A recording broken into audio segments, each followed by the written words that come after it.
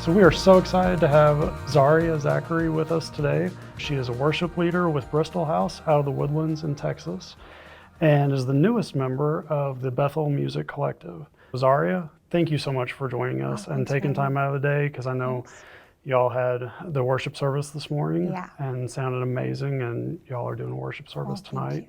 Yeah. So thank you for joining us. So your love for music started when you were learning piano at 6 years old, and you started leading worship when you were a freshman in college after you heard the Lord tell you that it was time. Mm-hmm. So how did you discern that call, and did you wrestle through that? For sure. Yeah. Yeah, when I was 6, I was like self-taught mostly, and then I took lessons like middle school, and then I'd joined choir in high school. I never thought I would like sing in this capacity because I was used to singing in a group, and I always thought worship leading was just scary, just because I was like, I can't believe this person is standing up there and is like leading people in worship. And so when I was a freshman in college, I had one of my good friends now, but I didn't know her at the time, but I was visiting a college ministry when I was going to tech, and I walked in and she would like introduce herself, and then she was like, hey, we have like openings on the worship team. Like, have you ever thought about doing that? And I was like 18, and I was like, no, I don't think so. And she had never heard me sing. Oh, wow. Nothing. It was just an inkling of like, you should try this. And for the next 4 months, she pursued me, like, and was like, you need to do this. And I was like, no. And finally, I auditioned for the worship team, and I made it. And I was very shocked. And I was just, because I was like, you trust me to like, you know, and just people like teaching me and me learning from them. And I basically never stopped leading worship since then. So wow. It's like leading worship is a fairly new thing for me. I've always been in church, but compared to my peers, you know, they're like, I've been doing this since I was like 12. And I'm like, oh, I joined at like 18. So, but it's great. Yeah. That's very cool. So how did the person who told you you should join the worship team, did she ever explain why she thought you should do that? No, literally to this day, she's just like, she was like, I just felt like I was supposed to tell you that you should audition. Literally, she's one of my best friends, and like we still talk about it, and I'm just like, how did you think to do that? And it's literally Jesus that steered me in that direction. That's amazing. Yeah. Very cool. So what encouragement would you offer to someone who is in the position you were in back then? Yeah. And is maybe feeling the call to being a worship leader, but feels anxious about it, or is like, oh, that's not for me. How would you encourage them? Man, I would say one, like find a safe place where your gift can be cultivated.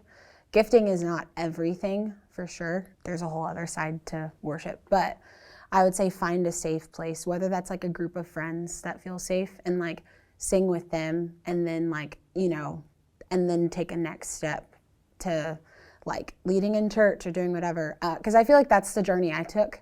I would like sing with my friends and do things, but never that. And I really feel like those moments prepared me for leading worship and doing those things. I would also say our points of our greatest resistance are the places that the Lord wants to use us most of the time.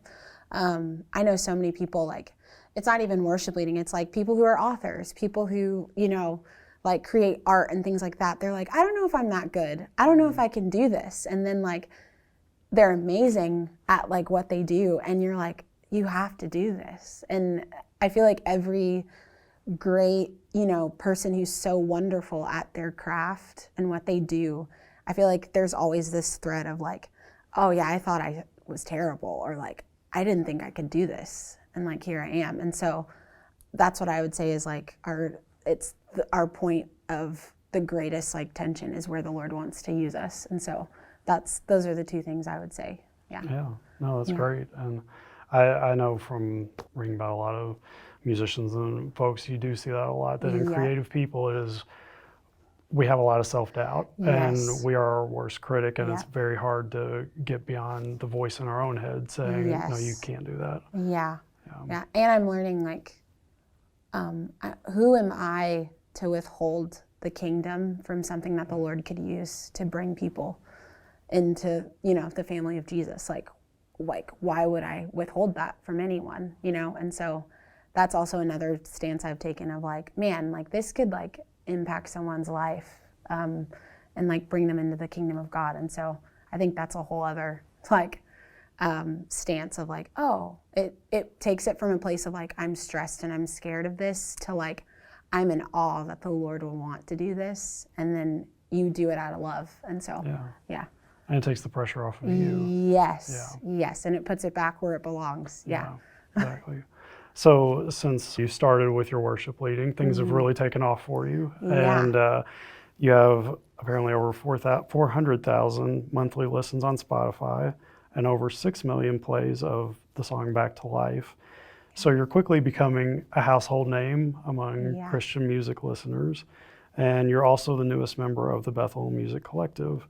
So just talk to me about how that's impacted your role as a worship leader at the Woodlands as well. Gosh, man, I moved to the Woodlands. I moved back. I'm from around that area. I had lived in Lubbock, Texas for 6 years, but I moved back a year ago. Oh man, it has changed a lot of things. I think I have more of an appreciation for the local church than I ever have before. Just because it feels like a landing spot, especially because of, you know, what the Lord has done, I've shifted from this place of just leading at a local church to like leading in the US and in other countries and like all of these things. And I'm like, whoa. And you can kind of feel like a nomad and feel displaced and kind of sporadic, but it's so nice to like, I feel like I've committed to myself of anytime I come back into town, I immediately will like that week go to church. And like, it's so nice to come back to a place of just grounding and like home. And you're not seen as like, you know, Zahriya Zachary with Bethel Music, but you're just seen as Zahriya. And I love the accountability that comes with local church. I say it all the time, like those people see who you actually are, not, you know, the 2-hour set and then it's like, bye. It's like they actually know me, which is so special. And so I think also with leading at a local church, it's more of a long haul process, if that makes sense. Like you're in process with the people that you're communing with. It's not just, you know, I'm gonna sing this song and like lead worship and like invite you into this encounter and then leave. Like I am planning myself and choosing to invest in a specific community. And I feel like that has taken a whole new value for me. Because both are beautiful, but this one I'm always like, man, it feels so much more sacred to, you know, be communing with people that way. So. Oh yeah, and you're doing life with those people. Yes. And when you're on the road, you don't have that ongoing connection. No, no. But it's wonderful what the Lord does in those. I always love, the part I love about travel is like the Lord, we get to partner with him and then plant seeds into people. And hopefully those people scatter those, you know, everywhere else. But yeah, I can't water those on a weekly basis. So, but it's wonderful, Well, can you tell me how you got connected with the Bethel Music Collective? And until reading about that, I didn't know what the Bethel Music Collective was. So can you tell us what that is? For sure. So Bethel Music is a label and it's a collective of people that's based in Redding, California. The covering is Bethel Church, whose pastors is Bill Johnson, and just an amazing house of. Their mantle is worship. It's what the house was founded on. So even though it is a label, it has a church's covering, which is very unique from any other group or label that you will find. Just because local church, we have local church in mind. It's like I mean, the musicians and things that we have and songwriters, we could do so much, I feel like, which we want to, but we always come back to this place of how do we serve the local body first, because this is what the Lord has placed on that thing. And so basically like the collective consists of like Jen, Brian Johnson, Paul and Hannah McClure, like the Helsers who wrote I Raise a Hallelujah and like No Longer Slaves.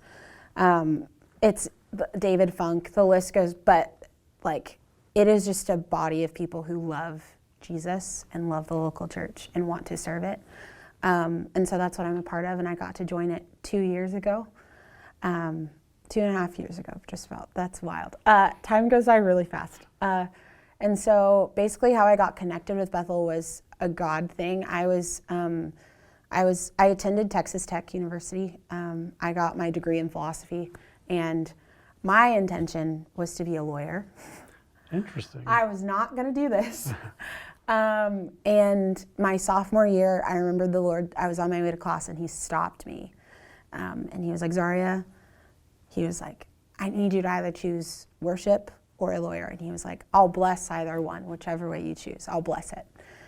And I remembered stopping, and I immediately called my mom. And I was like, Mom, I'm going to be a worship leader. And I was like, I got no clue what that looks like. I just started like a year ago. I have zero clue what I'm doing, but that's what I'm doing. And I finished college, but I didn't go into law school. And my sophomore year of college, I did an album with my local church. And some guys from Bethel who they produced that album.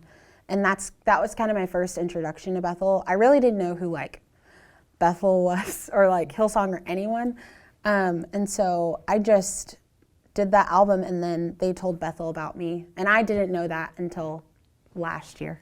Oh, wow. Yeah, so that was like, it was like a 4 or 5 year gap of me not knowing that they were like, we've always been watching you. And I was like, a little creepy, but not, but they just want to make sure that it's a person that has, character, God, all of the things. And so I graduated college, and at the end of college, I was a baker at a coffee shop. I had been a baker there since my junior year of college, but I went into full-time after that. And I was baking at my job one day, and then I just got a text message from my local pastor. They had reached out to him because they were like, is this something that you think that, she's healthy enough for, that she would want to be a part of and do, which I loved that. And so he reached out to me and he was like, so I got the craziest text message today. And so then they invited me out to Reading, and I got to meet all of them and worship with them and do all of the things. And then they asked me to be on the collective. So yeah, it was a really fast process. Like the song Back to Life, I think I recorded that after like joining.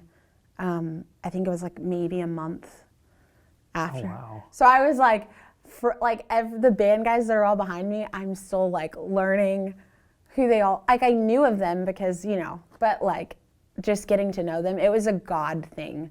The coolest part of the whole process is that like I didn't have to do anything, didn't have to touch it.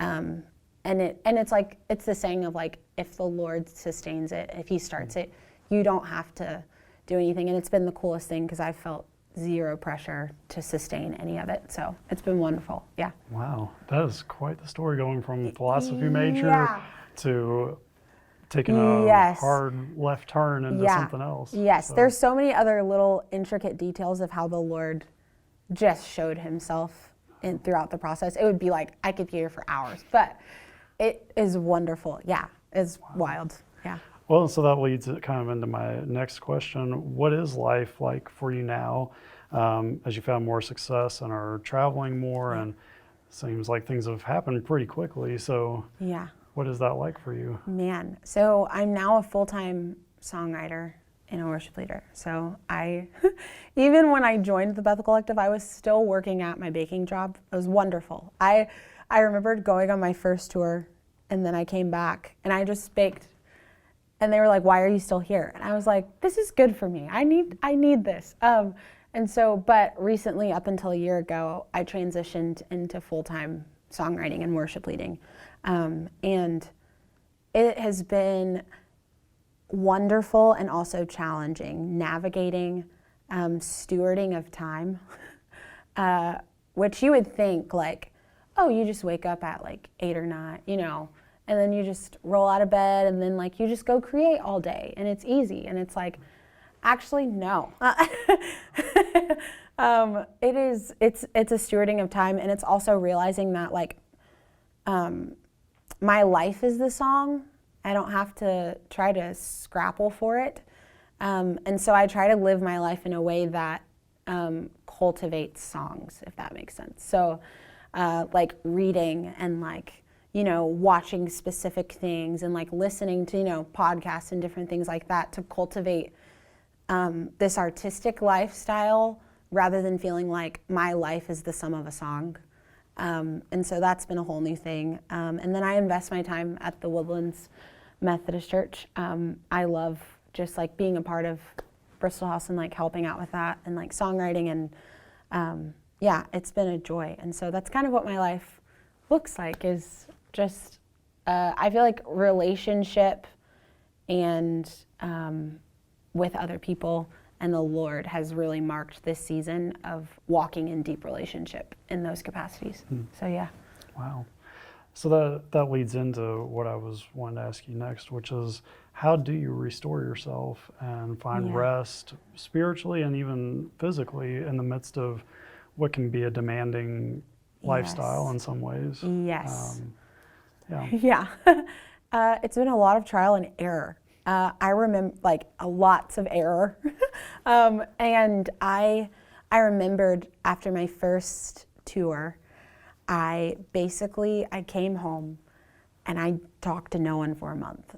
Don't know, I just shut down and I was like, oh Lord, how do I navigate this? 'Cause it's jarring leading worship for, you know, in different spaces for different, you know, numbers of people, and then you go home. And so it has been a hard juxtaposition of like, okay, Lord, how do I assimilate back into life? I will never forget, there's a guy named David Paleo.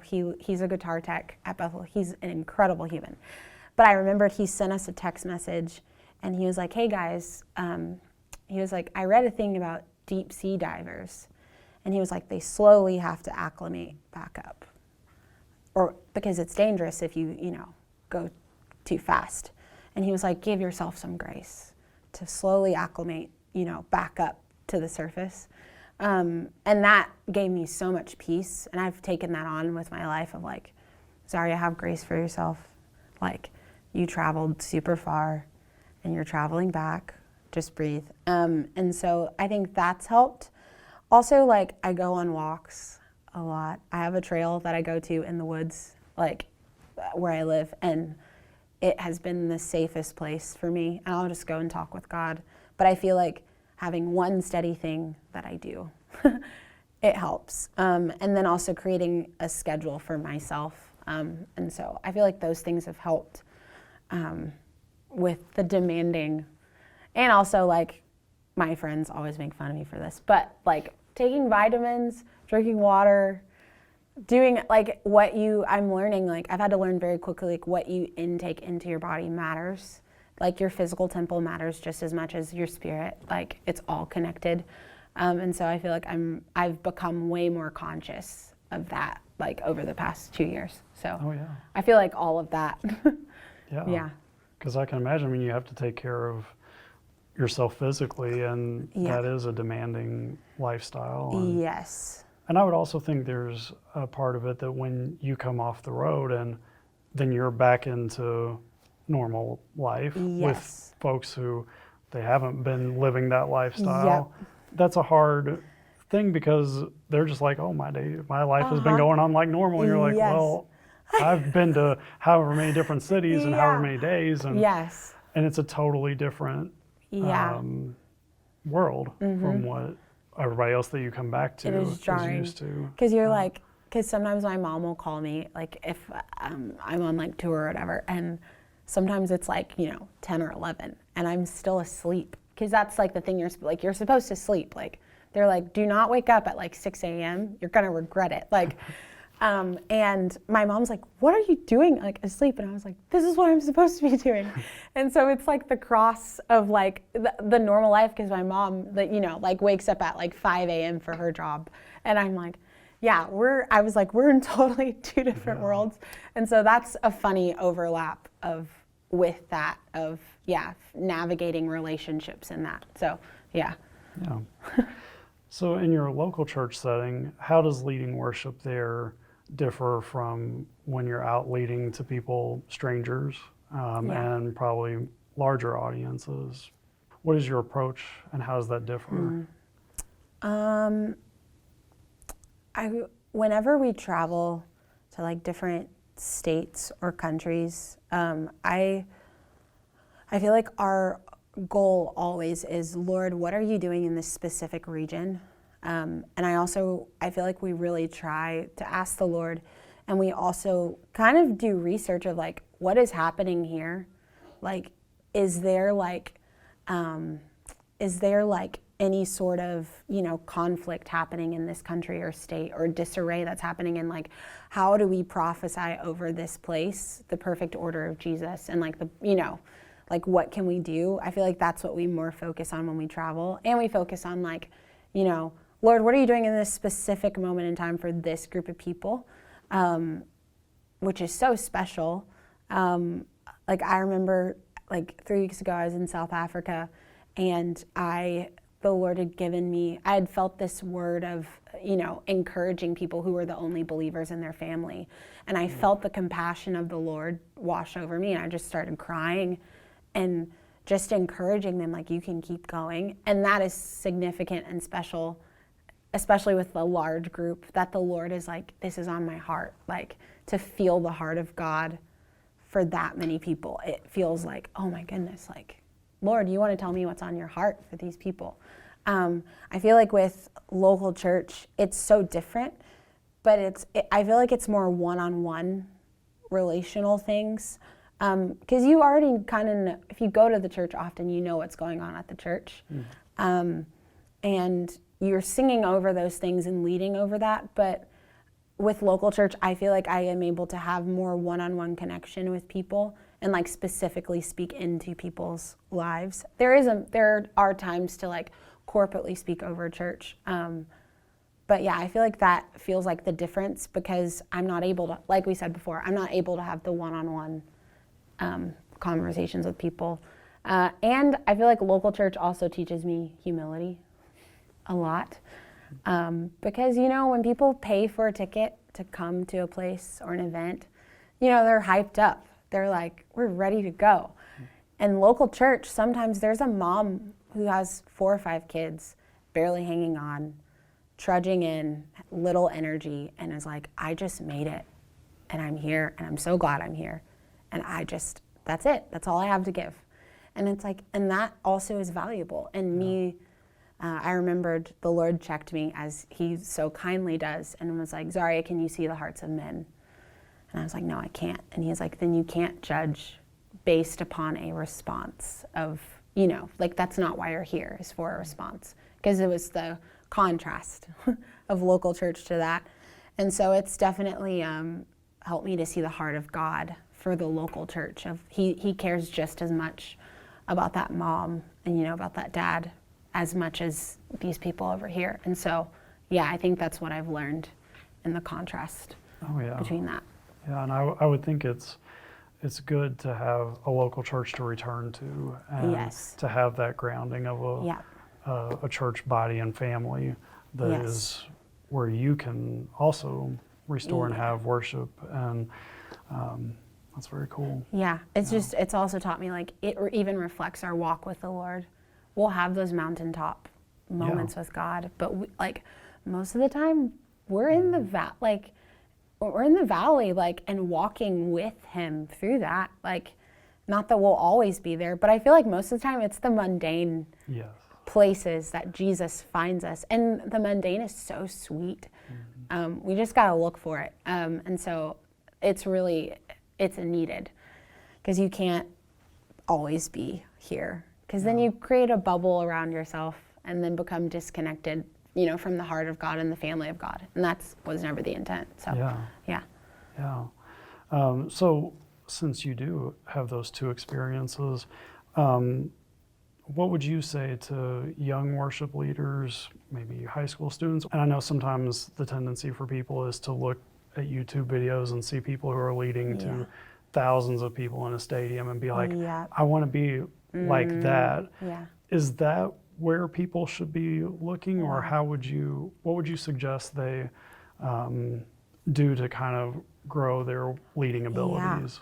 Wow. I remember when I started, I would go on YouTube, but I would look at people leading at local church. And I remembered I would watch like Stephanie Gretzinger and like Amanda Cook and Jeremy Riddle they're at us on a Sunday and just leading, and watched how they led the presence, like with the presence of God. And I was like, oh my gosh, like that's amazing. Like, and I feel like that was my grid always. It's so funny. I think it was the Lord's protection, because I never went that route of like, oh, let me look at like this massive stadium event. And so I honestly would say, what would I say to them? I would say, one, don't undermine how much you don't know. I think it's okay that you don't know a lot. I'm learning the people that think that they know everything actually know nothing about worship. It is like I have worship leaders I look up to, and it's the people that constantly are in a state of wonder and in a state of learning, that carry the innocence and the purity of heart to lead worship and to steward what the Lord is doing in the room.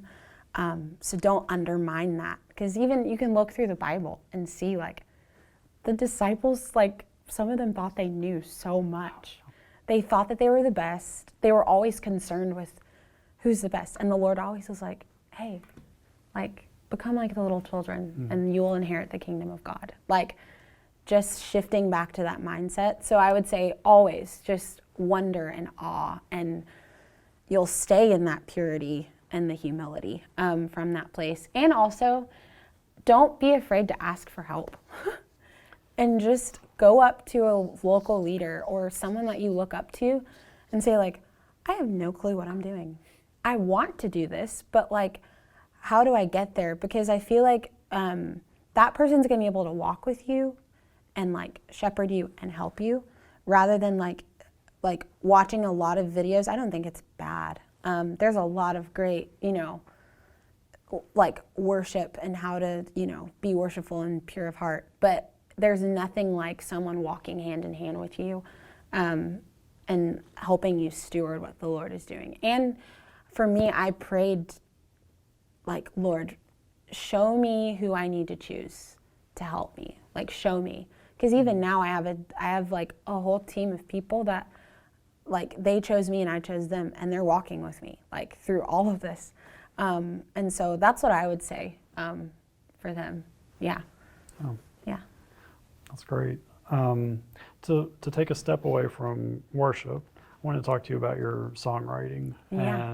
And because I'm fascinated I love it. by that. And so what is your writing process? And do you write with groups of people, or do you write by yourself? Yes. So I started off writing with my worship pastor at my church in Lubbock. He was like, I still look up to him, but I remembered every single day I'd show up to his office and I'd be like, teach me something. Show me. And he would like teach me about structure of songs, He like, there's a verse, there's a chorus, there's a verse, a bridge, chorus, just teaching me all of those things and like rhyming patterns. And that's kind of where I learned the foundational of songwriting. Because he always told me, he said, in order to learn how to break the rules, you have to know the rules really, really well. And now I can break them a little bit and, do whatever. But that's kind of where I started with that. And then I started writing by myself. It wasn't only up until I really joined the Bethel Collective that I started writing with other people, and that is a gift. I've had some of the best moments ever I just love when I remembered I was like, man, I really want to write a song about the power of the blood of Jesus. And just because there seemed to be this like theological disconnect for me of like, how is it personal to me? Like, what Jesus, like show me like and make this new for me. And I remembered like going into a room and saying that, and all of us being like, whoa, like I feel that way too. And then the Lord coming and giving you language. Like, it's wonderful. It's cool to write by yourself, But when you're in a group, because he promises to be there in the midst of believers. And so it's like, even in those moments, it's wonderful. I feel like with my writing process, it's sporadic, to say the least. Sometimes I'll get a little ditty in my head and I'll pull out my phone and just have random mumblings and then go from there, and it's birthed some really cool songs. But like there's other times where like I'll sit at the piano and like the Lord just drops something in my spirit and I'm just like, oh, okay, let's try this. And then he's literally writing the song. Like it's not always that easy. I've had songs where it's taken me months and months to finish them. But yeah, I would say I'm definitely open-handed with my process. But yeah, I mostly write from a piano. Yeah, and so that's kind of how my writing looks. I get inspiration from books, from movies, from like sermons. That is the best. Like from a really great sermon, you're like, whoa, like I never thought of the gospel that way, or I never saw this that way. So I feel like it's a huge mixing pot of all of that. Oh yeah. And just from other friends that I have who do songwriting, it seems like you said, sometimes it just comes quickly. Yeah. And I know talking to people, they'll say, I really can't explain how Yeah. it happens. Oh, And I find that fascinating, that it's Yeah. almost a mystical, spiritual process yes. to even create a song. Yeah. I would always say, like, I remembered I recently, with Bethel Music, we released a song called Surrounded by Holy off of this new album we did. And I was recording our entire songwriting session because we were all just in it. And I had like hours and hours of like listening through, and to listen of how like we would just wait on the Lord and like we would get something and we would just be like, oh my goodness, like how did that happen? Or I'd mumble something under my breath, like a melody, and I was like, where did that come from? Like, but it's cool to listen back and see how the Lord comes in waves and you just wait on him and just sit with him and think together. And it's wonderful. Yeah. It is kind of it is a spiritual thing that you do with the Lord. Yeah. Yeah. And also takes cultivating that ground artistically. Yes. And not just thinking, oh, well, anybody can write a song. No. It Yeah, takes yeah. the day in and day out. 100%. One of my mentors, he says, discipline creates freedom. So you have that's to be good. disciplined in what, I'm very careful about what I watch, what I listen to. I'm very like disciplined and strategic because it creates so much freedom on the back end of, like hearing from the Lord and all those things. Yeah. Yeah. Fascinating. So tell us about the song Simple Ways. Yeah. Because I was listening to that. I love that song. I think so that's glad. awesome. How did that come about? And just tell me a little bit about what that Man. song means to you. Yeah, it is so funny. I call it a happy accident. It's not an accident to God at all. It's so funny. I was looking through my notes actually the other day, and I had written in my notes maybe like a year or two ago, like, Lord, just like simplify me, like just like a note of like, Lord, I just want to go back to things being simple. And I was like, oh, that's funny, like that he did that. But yeah, how did that song come about? Okay, I was writing a song actually separate, which it was not the vibe of that at all. It was like this like lo-fi, minor-esque type thing. And I had started out the verse was like, you are the endless well, deep enough to reach past the bottom of the ocean floor. That's what it was at first. Then I went to that songwriting session with my friends Jeff and Bethany, who helped write it. And Bethany features on she's a part of the collective as well. But I show up to that and Jeff is like playing, he has like these like pre-made tracks that he makes, and he's playing it.